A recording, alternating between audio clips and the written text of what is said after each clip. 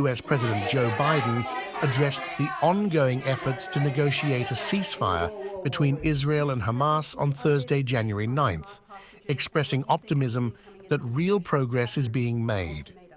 Biden highlighted that negotiators are working diligently towards reaching an agreement.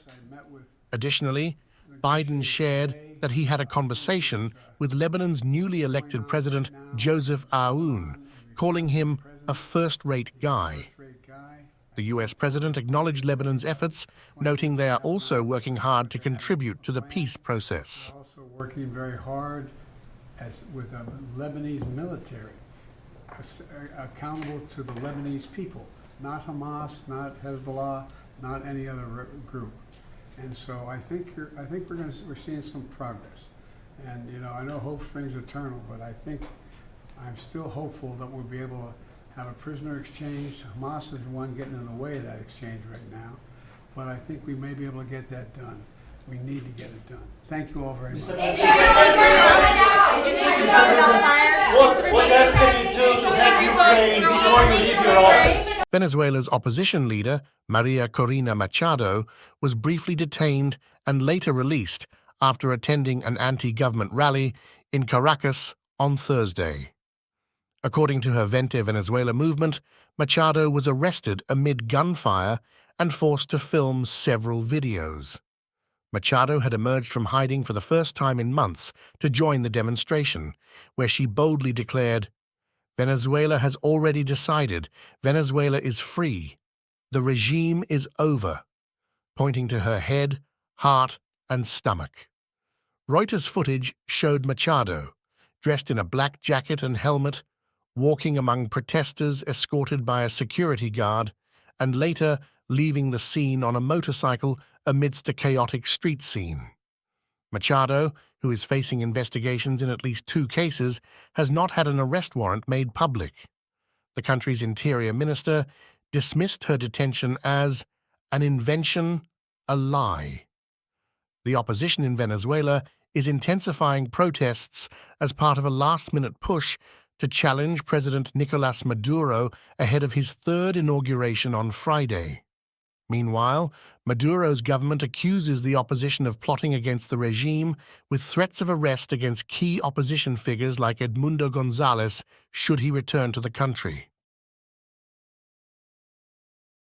The NBA postponed Thursday's game between the Lakers and the Charlotte Hornets in Los Angeles due to ongoing wildfires in the region.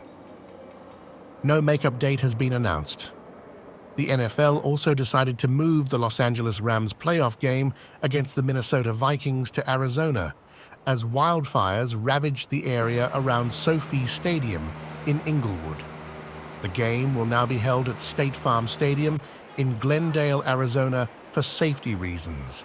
The wildfires, including the Palisades Fire and the Eaton Fire, have killed at least 5 people, destroyed thousands of homes, and forced nearly 180,000 evacuations. Lakers coach J.J. Redick tragically lost his home in the Pacific Palisades neighborhood. Nick Kyrgios, returning to Grand Slam action at Melbourne Park after 2 injury-plagued years, said his comeback comes at the perfect time, as tennis was becoming a bit mundane.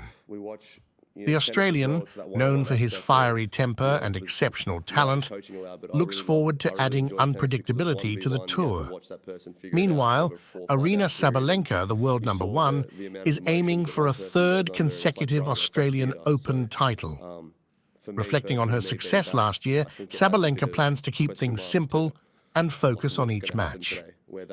A victory would place her alongside tennis legends like Margaret Court, Steffi Graf, and Martina Hingis in achieving a 3-peat at Melbourne. Italian couture house Dolce & Gabbana is unveiling a new exhibition in Paris on January 10th, featuring 200 original creations at the Grand Palais.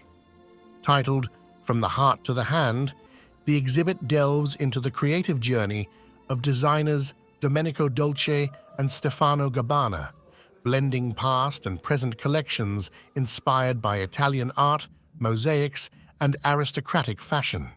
The exhibition runs until March 31st, showcasing Dolce & Gabbana's deep connection to Italy's cultural heritage.